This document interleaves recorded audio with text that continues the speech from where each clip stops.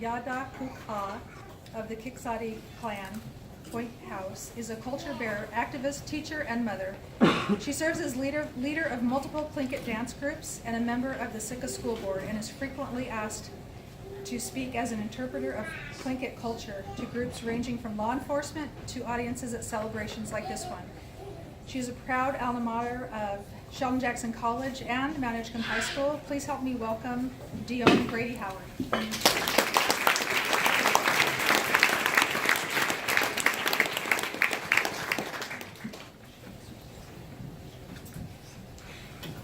Thankfully, I teach freshmen, so yelling is not something that is a problem for me. I do apologize to the people in front, though, if they're going to feel yelled at, because I'm shooting for the people in the back to make sure they can hear them. October is a lesson in openly examining our history. There are some people who see the transition from Columbus Day to Indigenous Peoples Day as a snowflake move, or bowing to political correctness. These folks disregard the cruelty with which Columbus treated the indigenous people that he encountered in the Caribbean and the decimation which he was directly responsible for there.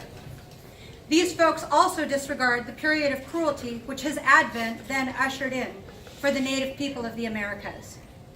Millions of indigenous people of the Western Hemisphere were killed from the epidemics and the wars over lands, not to mention the cruelty of forced assimilation brought upon generations of native people by missionaries and schools.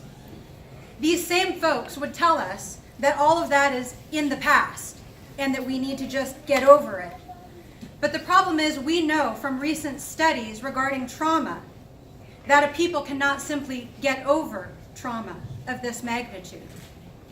The effects of depression and subsequent substance abuse and its effects are borne by generation after generation. And native people continue to suffer.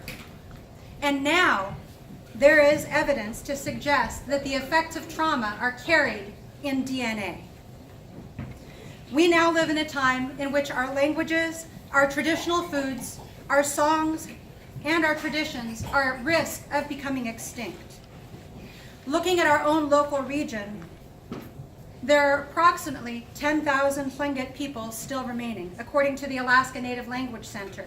And of those 10,000 people, they estimate maybe 100 people speak Tlingit, which amounts to roughly 1%.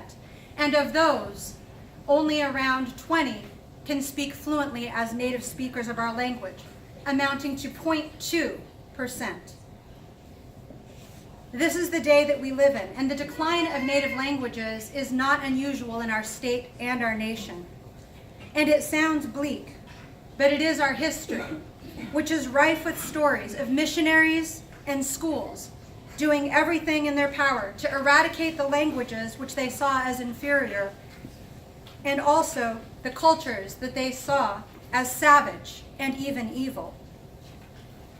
Anyone who's not afraid to examine history knows that it is in fact necessary to transition from Columbus Day instead to the celebration of indigenous people who, due to our resilience, are still here.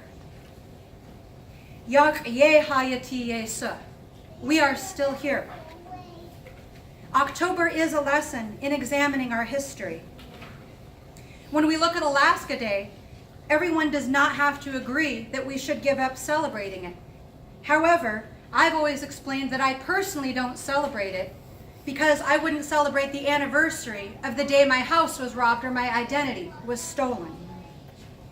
But not all indigenous people here in Sitka agree with that position because it's in the past, and we should get over it. And we like parades and bagpipes and parties. People don't want to lose all of that, and I get that. However, it would be truly awesome as a step in the right direction if more people could at least work actively to truly understand why some of us do not celebrate that day, rather than just dismissing it out of hand. There are those of us who want to continue to educate others about this. They are organizing an event to be held at the back of Newtlain, known as Castle Hill, in concert with and also as an alternative to the archaic transfer ceremony that's held every year after the parade. And any who wish to stand in support of the Kiksadi are welcome to come to this event on Alaska Day. October is a lesson in openly examining our history. Last Friday, there was a commemoration of the last battle between the Kiksadi and the Russians, and the Kiksadi people sang a sorrowing song in recognition of all that we have lost, from the attempt by the Russians to eradicate us to the attempt by Americans to eradicate Hakustiye, our way of life. And yet, in spite of all those attempts by both Russians and Americans, we are still here to sing that song and to commemorate what happened. We are still here. We have lived through atrocities, but we have also been privileged to live through progress. From gaining citizenship to passing an anti-discrimination law, we have seen improvements. And yet now, in this age, we again see that our ways are threatened, from challenges to the environments that protect our traditional food sources, to threats to the laws that are designed to protect our care of our children and our very tribal sovereignty itself. Whether you are Indigenous or you're an ally of Indigenous people, you need to hear that we cannot afford to spend too much time and energy wallowing, and we cannot afford to spend too much time and energy in despair. We must do more than just post on social media. We must advocate. We must protest. We must support. We must show up. We must work, and we must fight.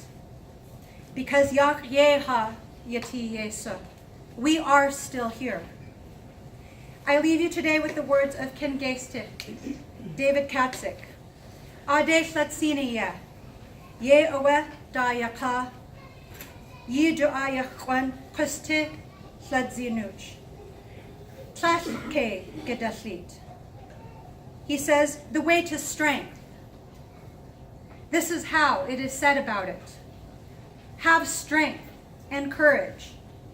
Life is always hard. Do not quit. Remember, Yak Ye Hayati Ye Su. We are still here. Happy Indigenous Day and Gunashchi.